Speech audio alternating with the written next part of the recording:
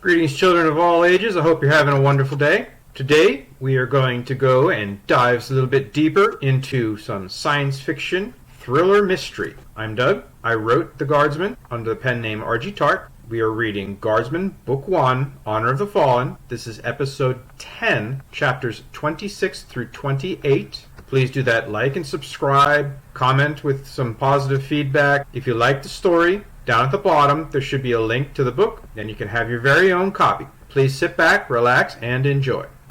The Guardsman, Book 1, Honor of the Fallen, Episode 10, Chapters 26 through 28. Chapter 26. Samson's eyes bored into the backs of his new boss and his son. Alexios periodically turned to look over his shoulder and stare venomously at him as they retreated into the crowded ballroom. Samson had learned that his rebuilt and improved hearing made sorting multiple conversations out of the din of competing pleasantries difficult until he isolated a single voice and focused on it. He could pick out the important parts and threads of the conversation, as he had become familiar with the individual voices around him. He was able to track multiple conversations like he would on a combat command net. Command nets received reports from multiple subordinate units at the same time. They all poured in at the same time over the same speaker. His new skill was becoming increasingly easy to use as he sorted and classified the speakers around him. Doing so allowed him to follow all the different conversations at once. Once he had the individual voices memorized and categorized in his head, it was easy. It was like recognizing an individual's distinctive walk at night. Instead of looking for facial features, it became just another way to identify people. It all fit smoothly into his learning processes. He would have much preferred to have his back to a wall or been securely lodged in a comfortable corner, rifle cradled in his arms. But his orders were specifically to mingle, and there were no weapons allowed for the evening anyway. Since he did not know the precise art of how to mingle, he had to do the closest thing he could think of, which was standing in the middle of the room with people all around him. The way he saw it, there was no point in wasting time, so he listened to everything around him and talked to everyone who approached. The snide comments during Thanatios and Casimir's retreat bit deep into his core and set his pulse pounding. His father had died in a campaign as an armor crewman on some nameless Genesis war world before Samson was 5, and his mother had been killed in a tram accident shortly after. He remembered neither parent as a living, breathing influence on his life. All he had left of the two of them were a few still images he was told represented his parents before their deaths. The creche for orphans was unpleasant. When he was of school age, and by some miracle was accepted to the Guardsman Academy, he threw himself into schooling, knowing that if he failed the hegemony's free merit-based Imperial Guardsman school system, he would probably be returned to the creche and public education. His chances of being able to afford the peripheral expenses on a scholarship to any other education system as an orphan were slim.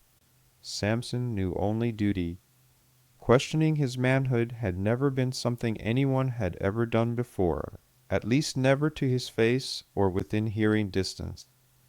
As Thanatios and Casimir left, the tittering father and son combination struck a chord within Samson he did not know he had, and it pissed him off.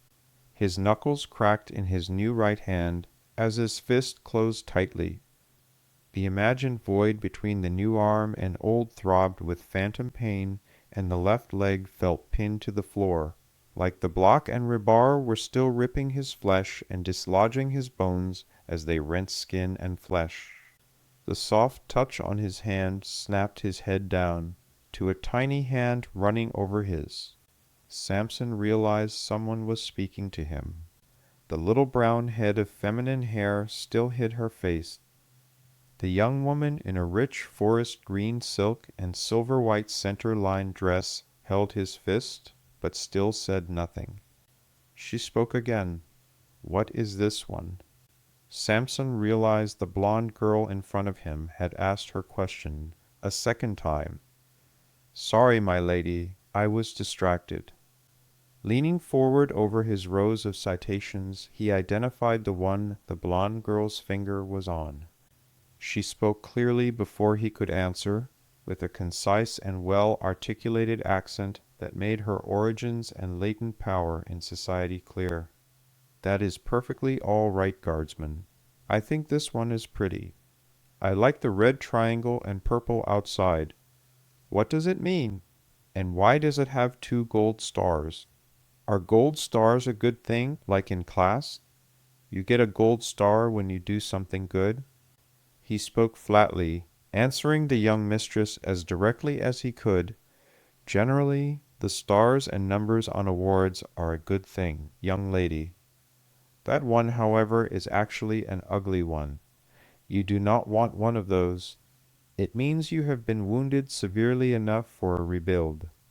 Slightly shocked by the revelation, the young blonde woman stammered, "Oh, I'm sorry.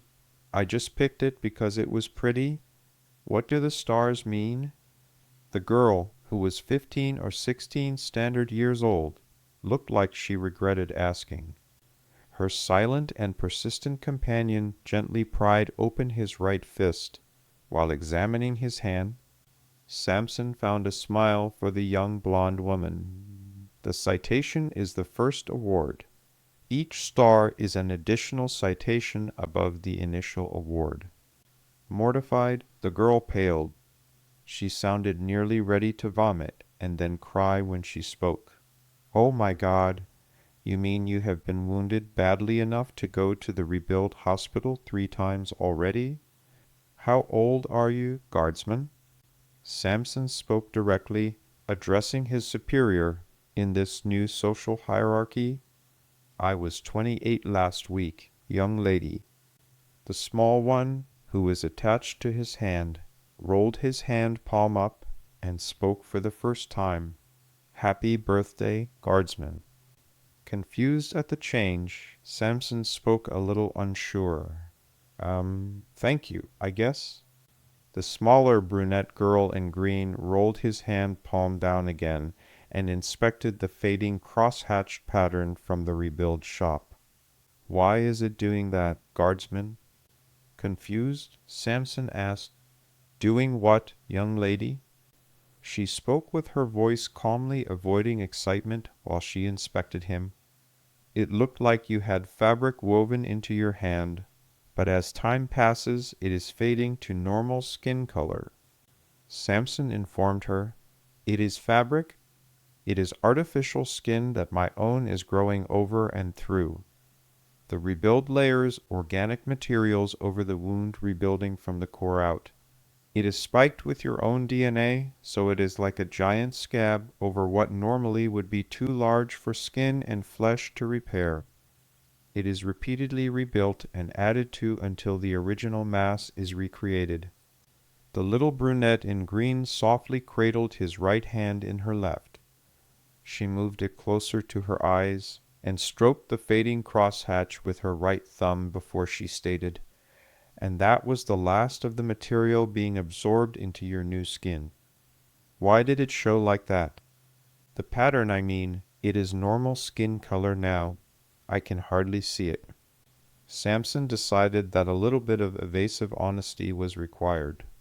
"I'm sorry, my lady. Someone said something not very nice, and I was angry. When my blood flows too hard, the pattern shows. When it finishes healing in a few months, it will show as normal skin for the rest of my life, but the pattern may remain as a visible scar when I am angry or fighting." The little one asked, "What happened to your hand?" The change of direction in the conversation was a little jarring, but Samson answered, "My hand and arm, right leg, left ankle, and neck and shoulders are all new. I lost them during an artillery barrage." He paused, considering, and finished, "A lot of good men didn't make it. I was lucky." She rolled his hand over to inspect his wrist, her blonde friend forgotten during her inspection. "How long did it take?" The repair, I mean. Samson answered directly. I spent the last 4 months in the rebuild shop regrowing my arm and leg. The girl spoke preoccupied with her inspection. I'm sorry you went through that much pain in the service of the Empire, she said absently as she pulled at a finger, and then asked, Are the bones new too? He snapped. Yes, young lady. Moving on to his thumb and fingernail, she asked, What is your name, Guardsman? He snapped, Guardsman Rockpoint, my lady. Sounding a little put out, she droned. That is a good strong family name, but I already know both of them. I asked what your name was. She absently flipped his hand over again and gently bent the wrist, while holding it close, looking for the crosshatch pattern to reappear. Confused, he wondered, How do you know that, young lady? Without looking up, absently she replied, It's my job to know everything I can, and that one was easy. She tapped his name embossed in gold across the chest plate of his armor, and she returned to her momentarily interrupted inspection. This won her a genuine smile, as he realized he was just being cantankerous for no reason, and the girl was just being nice. She returned his bad attitude in polite gift wrapping. She did return his inadvertent insult gently, he had to admit. My name is Sub-Colonel Samson Rockpoint, Guardian First Class, currently inbound rotation, House Kroino's Imperial Guard Detachment. She answered smoothly, Thank you, Samson. She rolled his hand out and away to look at the new tendons and ligaments that ran from his lower forearm to hand. These look strong, as she poked at the cords under the skin. Answering the inquisitive statement, Samson told her, Yes, my lady, they are good as new. Muscle mass is recreated using relevant tissue densities from around the body. That way there is less rehabilitation required to even the muscular strength. They are as good as or better in some cases than my old ones. Still holding his hand in her left, she looked up and brushed the hair back from her eyes with her right hand, showing him for the first time the most beautiful gray-blue eyes he had ever seen. She demanded, How can they be better than the old ones? Taken aback, he apologized. I'm sorry. I know it sounds silly. I hurt my right knee years ago in school, and it was never quite right, but not enough to warrant work or therapy. When my leg was blown off, they rebuilt my knee too because the bones were shattered and out of place, and that nagging pain went away. The leg is better than it was. She immediately caught the evasion. You qualified that statement, Samson. What are you leaving out? Playing dumb, he asked, What do you mean, my lady? She boxed him in. You said, the leg is better than it was, and that nagging pain went away. You said your arm, neck, and left ankle were hurt too. Is something wrong? Reluctant, he finally spoke, sounding like he was whining to his own ears. Well, I have phantom pain where my arm was replaced, but it is fading. It feels like I have a pain-filled gap between the new muscle and the old. I'm just complaining, though, and you do not want to hear that on such a nice night. The little brunette in the green held his eyes with an authoritative gravity Samson could not believe he was seeing in one so young. When she finally spoke, she never looked away from his eyes and replied quietly, That sounds unpleasant. The pretty blonde took the offered opportunity to interrupt. Oh, speaking of tonight, excuse me, Guardsman. I need to take her to meet my father's friend. I almost forgot. She took the gangly, slightly awkward brunette's hand in her own, as the blonde waved and said, Goodbye, we will be back later, if we have time. Figuring that meant he would never see them again, Samson decided to be polite and told her, Yes, my lady. Samson went back to tracking conversations and juggled the three in his immediate perimeter and tracked the girls as they left to refine that skill. The conversation to his right had been developing into a nicely brooding tale of graft and personal gain by a hapless underling who was apparently rapidly approaching his ultimate end in the story. Samson was quietly enjoying the tale. Samson tracked what the blonde said as she pulled her friend away. He was scary. I do not want to talk to him ever again. And did you see that horrible mess on his shoulder? And that silly haircut?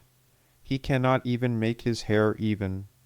The short brunette added some common sense to the bubbly medley. He was not scary, Colleen.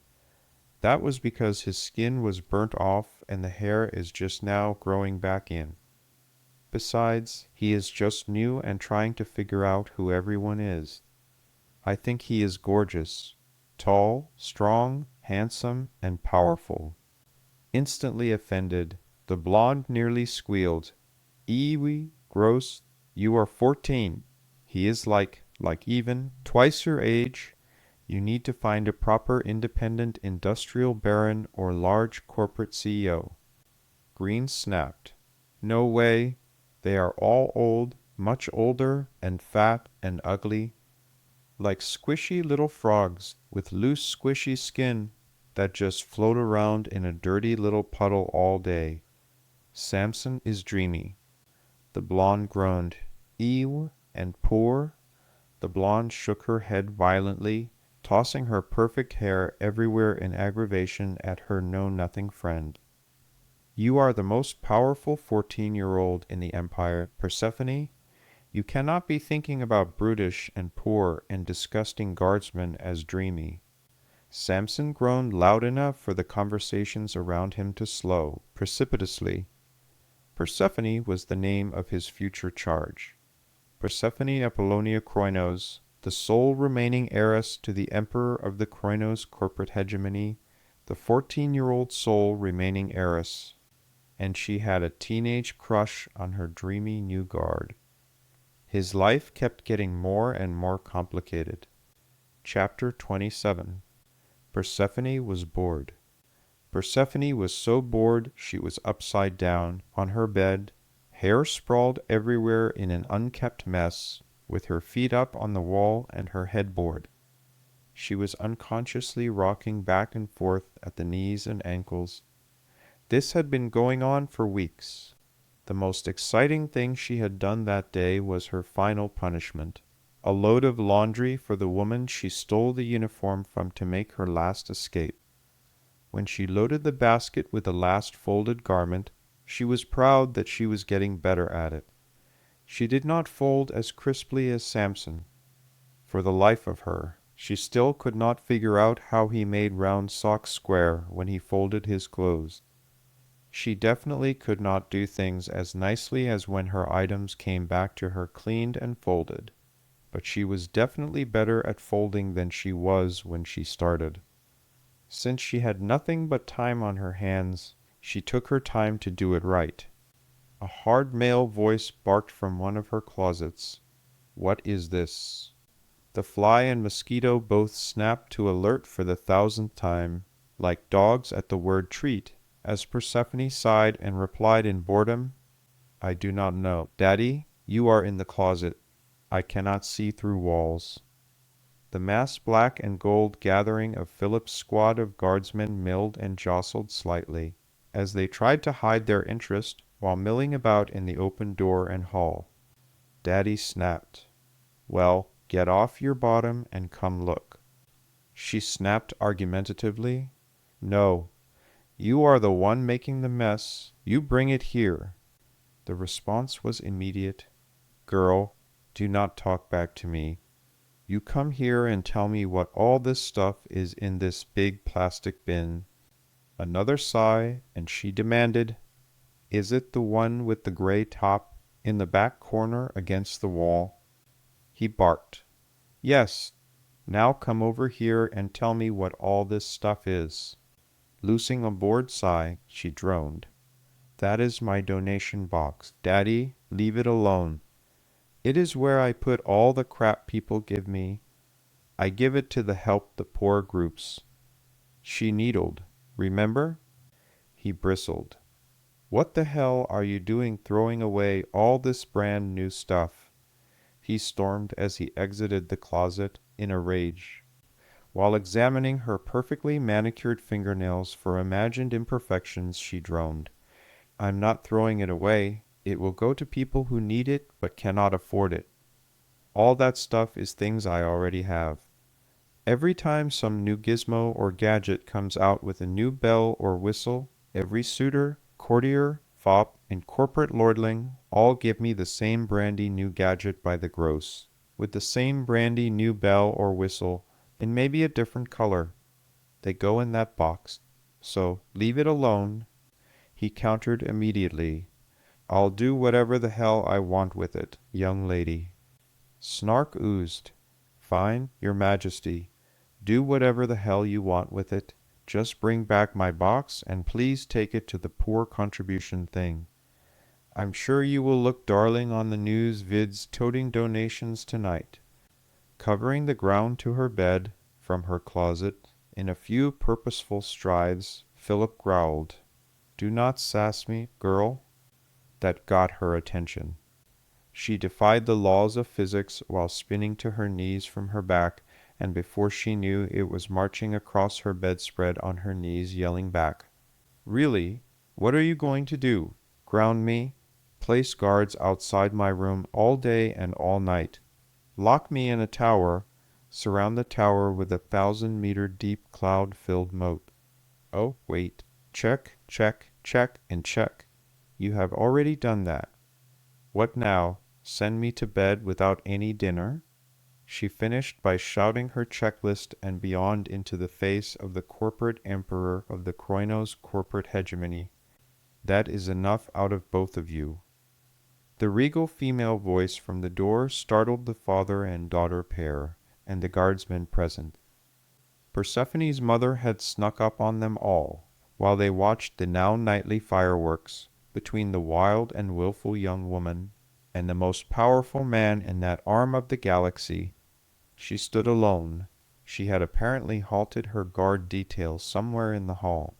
I do not know who I am angrier with. The diminutive but visibly aging woman, racked by stress and heartache over years of watching her children die, full of worry over her last remaining baby, but still clinging to the stunning beauty Persephone now carried, was fast approaching 60 but looked older. Pointing to her husband, Celine decreed, You leave her alone.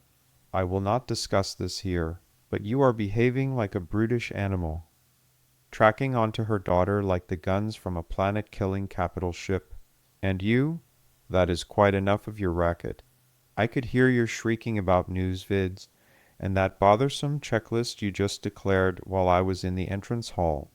Not the one to our residence, the public hall. You two should be ashamed of yourselves. The talk is reaching unbearable levels, and you two are feeding the fires. You do not even have the decency to shut the door to yell at each other. You 10 gawking apes are the worst of the group, encircling the assembled guardsmen with her accusing finger and withering gaze. Do not think for a second that I do not hear what you say about this charade. You fools are the ones supplying and feeding the rumor mills.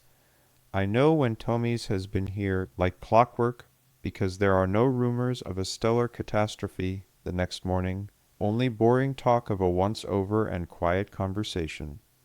5 weeks this has been going on.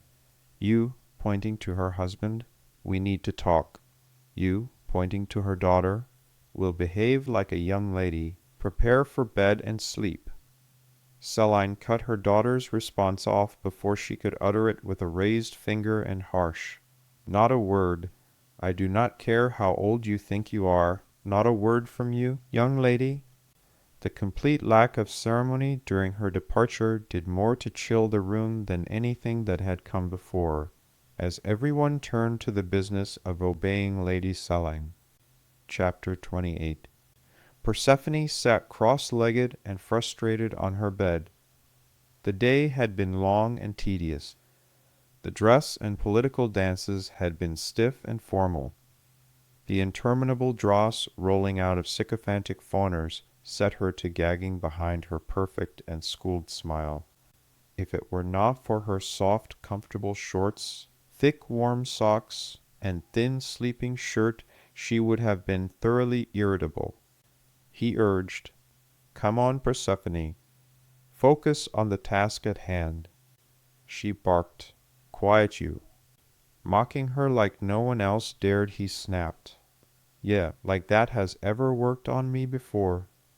Come on, little princess. What do you need next? Think about it." The nylon strap lay flayed and open lengthwise with bits of tech laid across its far half. Without looking up from her puzzle, Persephone reached her left hand over to poke Samson's shoulder with her index finger. While she pushed, "I said quiet, Mr. Samson. Can't you see I'm working here?" He teased, "It looks like you are sleeping while sitting up." Chewing her lip, she said, "I am not. I just think I'm stuck." He eased, "No, you're not. Just walk through what you have so far." She restarted, "All right.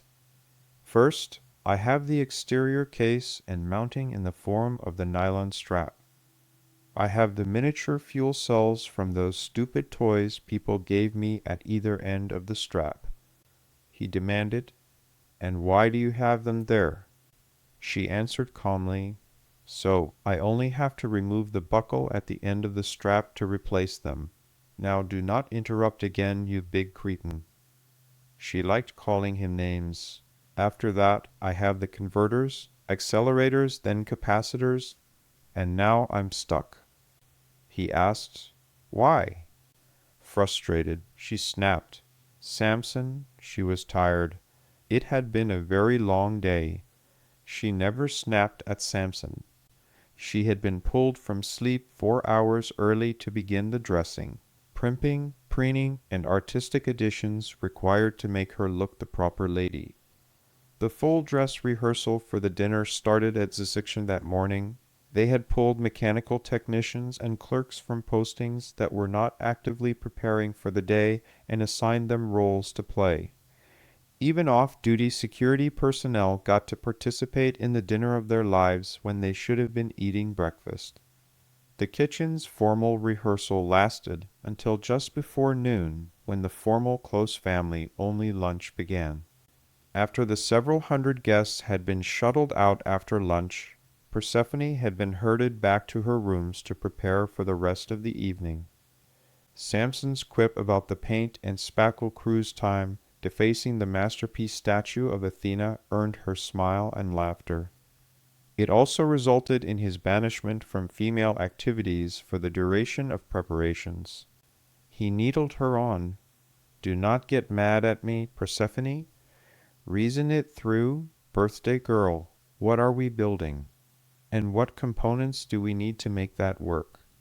She responded, "We are building an anti-gravity harness from commercially available components.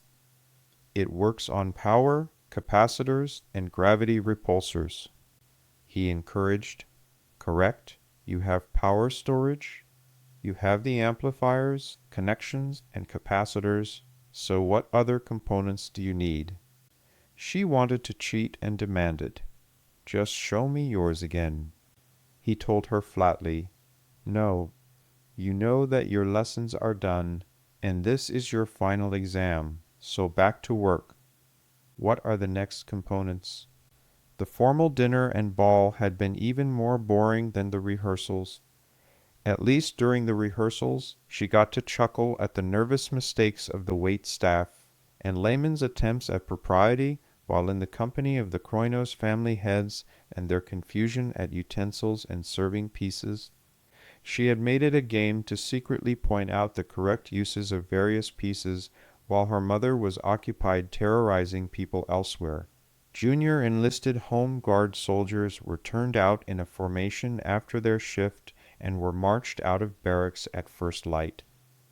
When their night shifts ended, they were confused by the break in routine.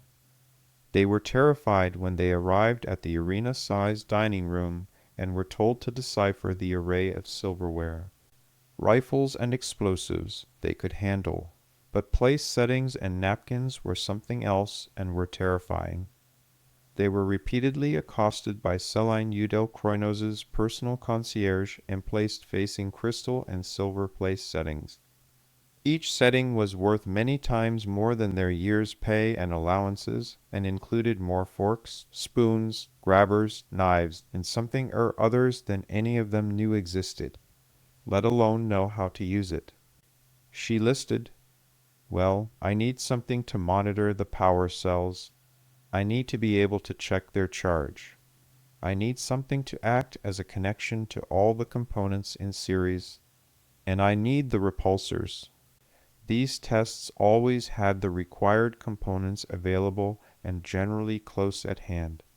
The piles of electronics, knickknacks, offerings, garments, and mementos were generally useless and equally frustrating to dispose of after they were open. Instead of sorting the 2-hand truck's worth of gifts, she had taken as her hobby ripping them to pieces and parts to play the build something game with Samson.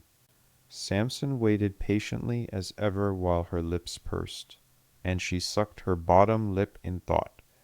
In 3.5 years they had played this game with everything from comm units to codes, to electronic keys, to small EMP pulse generators. The pulse generators turned out to be one of her favorite pranks. The last few weeks they had progressed to an anti-gravity harness. The 2 mountains of gifts for her 18th birthday had become nothing more than fodder for her parts requirement. Then she saw it. Samson, you sneaky man. Innocently? What? Why am I sneaky, Persephone? She accused.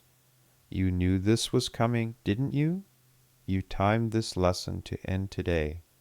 He lied his ass off to her again. I don't know what you are talking about, Persephone. Her finger and thumb playfully tugged his ear twice, eliciting smiles from both. You knew I would get piles of crap today. You knew that it would be catalogued and tracked by Mother Dearest. You knew that she would have records for all the thank you cards I need to write tomorrow. You also knew that they would push it all up here for me to sort. And how did it all arrive? It all arrived on repulsor carts.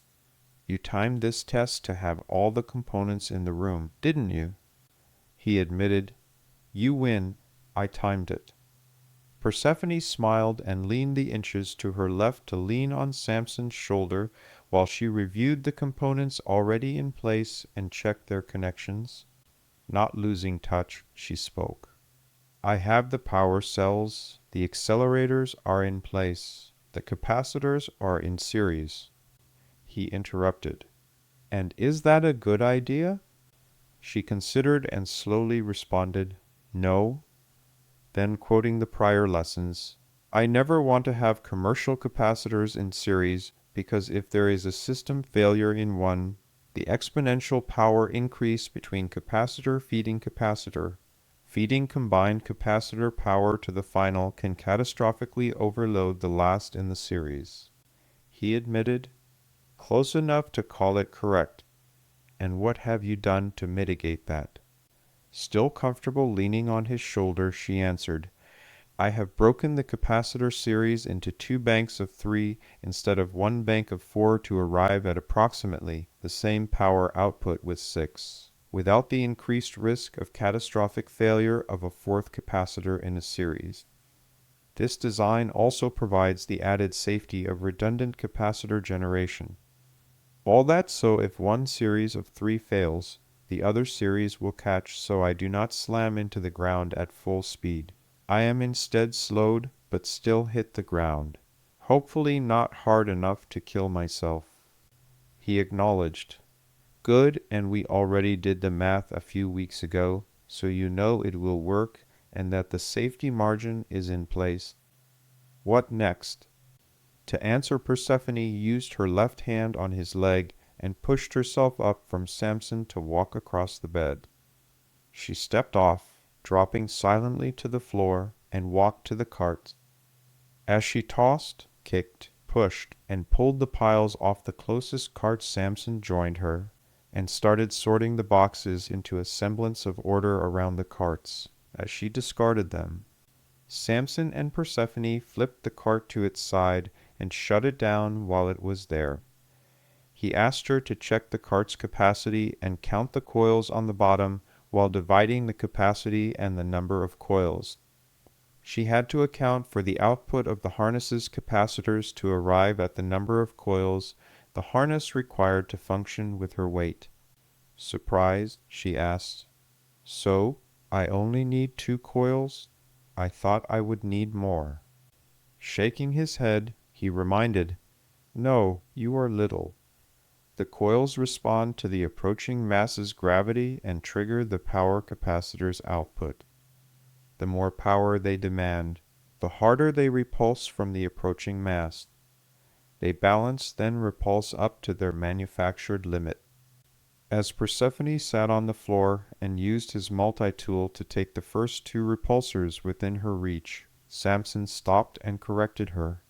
"You do not want to create an uneven list in the handcart. Take from the middle and make it look like they just fell out. You do not want people asking questions about this type of thing. These repulsors are solid state and last forever, so everyone takes maintenance on them for granted. It could be years before someone finds these 2 missing, but no need to be careless or draw attention to yourself." Persephone smiled at her favorite teacher and scooted herself across the floor to the middle of the upturned cart and removed 2, leaving a few in place between, and the cart still balanced. He encouraged, "Good job, Persephone.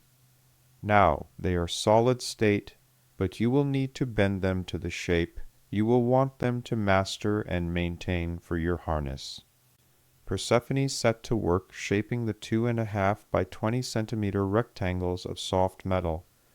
She seated their power connections in opposite directions, but still parallel to each other, in the middle of the belt. Her reclaimed power cable connections from other devices snaked in sequence from both capacitors to both repulsors, so both capacitors split their generated power into both coils, resulting in a half, plus a half equaling the whole of the power she needed to power each repulsor. That way, if one capacitor series failed, the other could still apply power to the repulsors. It built in some redundant safety to the harness. Samson reclaimed his place at her side. He crossed his legs next to the components on her bed and propped his jaw in his left hand, pinching his jaw in his thumb and index finger under his nose. While he watched components snap together, he remained silent. She connected the components, and he watched patiently while she checked and rechecked the connections, components, and metal clips she had used as fasteners through the back of the nylon strap on what would become the exterior. From behind his hand, Samson muttered, "Are you sure that is where you want everything?" She retorted, "Of course. Mine is much simpler than yours. I do not have as much wiring or crisscrossing components. Everything is sequential, orderly, and pretty." He shrugged. "Fair enough." Persephone folded the strap over on itself widthwise and checked the position of the fasteners, making sure the clips were all tight. She checked the belt clip at the end, verified access to the power cells for later replacement, and checked the power and connection display on the small screen she attached. Persephone was proud of her work. She sealed the strap over itself using Samson's multi-tool and a small piece of paper to spread the epoxy she had acquired the week prior. On the plastic strap material she folded into its opposite side. While the epoxy dried, they talked about some of the more entertaining aspects of the day. When she was satisfied it was dry and would not glue itself to her favorite shirt in any way, she tried the belt around her waist. It fit snugly as it was supposed to. The pile of sacrificed gifts had given their component parts to complete her newest project, and she was proud of it. She blurted, "I want to test it." He demanded, Are you sure you are ready? She snapped sarcastically. Yes. She was practically bouncing with excitement, standing at the head of her bed while Samson slowly stood and walked to the foot of the bed. All right, please walk to the end by me. Make sure your power is on, and you are belted securely. She mimed him and mocked his overcaution with a rocking head, moving lips, and a smile, but she complied. When both Samson and Persephone were satisfied, she stood straight. Samson looked at her, full length, head to toe, and took 2 steps backward. When you jump, jump for here, tapping a point on the soft carpet with his toe. He took 1 more step backward and sat down on the floor facing her. I'm ready when you are, Persephone. Her frustrated exhale and shaking head did nothing to perturb her eccentric guardsman. He had seen it before, and it only amused him, which was more frustrating for her. She jumped for the point on the floor. The anti-gravity harness performed exactly to its design. All the components functioned perfectly. The passively charged repulsor strips activated when they approached matter. The challenged repulsors activated the capacitors which drew charges from the accelerators and power cells. The parallel and powered repulsors repelled the gravity at exactly their center of gravity. Persephone's center of balance was in her core, not at her new center of gravity, which was now where the repulsors pulled her from behind as they resisted the fall. Then her forward momentum, combined with the repulsor's tug at the small of her back, it created a modest rotation. The rotation was caused by her newly separated centers of balance and gravity to flip her forward. Persephone's undignified squawk of panic was abrupt and sloppy as her legs flailed suddenly. She fell forward faster than gravity would normally have pulled her. Her forward momentum combined with the repulsor's tug away from the floor slammed her into Samson's waiting arms. She screamed in panic as she smashed to a halt. Her legs dangled helplessly backward in the air as he held her shoulders. Get me down. He calmly instructed, turn the power down. The simple instruction cut through the panic, and she slapped the off instead of dialing down the power. Deprived of power to her repulsors, she landed hard on Samson's chest, with her wind knocked out of her. All she could manage was, ouch. To soothe her ruffled pride, Samson remained prone under her. Are you all right? She complained. Yes, I think I whacked my knee and elbow hard. Her fear left and was replaced by nervous laughter in his chest. When she calmed, both her hands worked their way up his chest so she could prop her chin up and look at him while he lay on the floor under her. You knew that was coming, didn't you?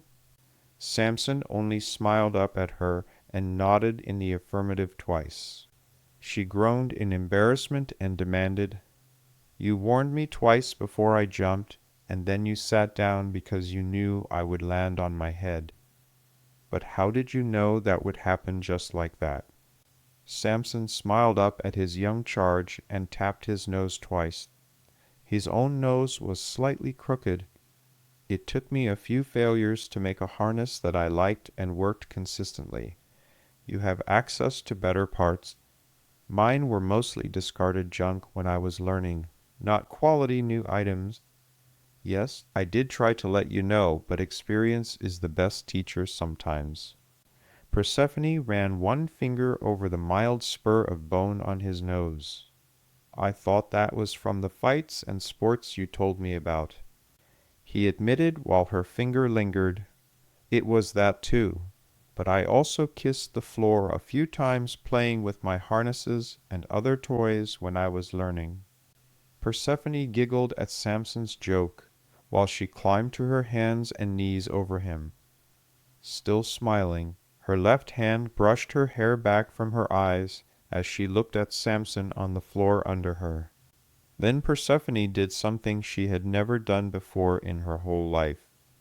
She leaned forward and kissed Samson full on the lips as her body fell back to his and her hands cupped his face. For the first time in his life, his arms circled a woman. For the first time in his life, he held a woman who was wearing very little, and something broke inside him, and he kissed her back. At 31, Samson had known only duty for 26 years and had never had the time for a woman. Panic set in when he realized who it was he was kissing. He broke away by rolling his head to the side. "I'm sorry, my lady."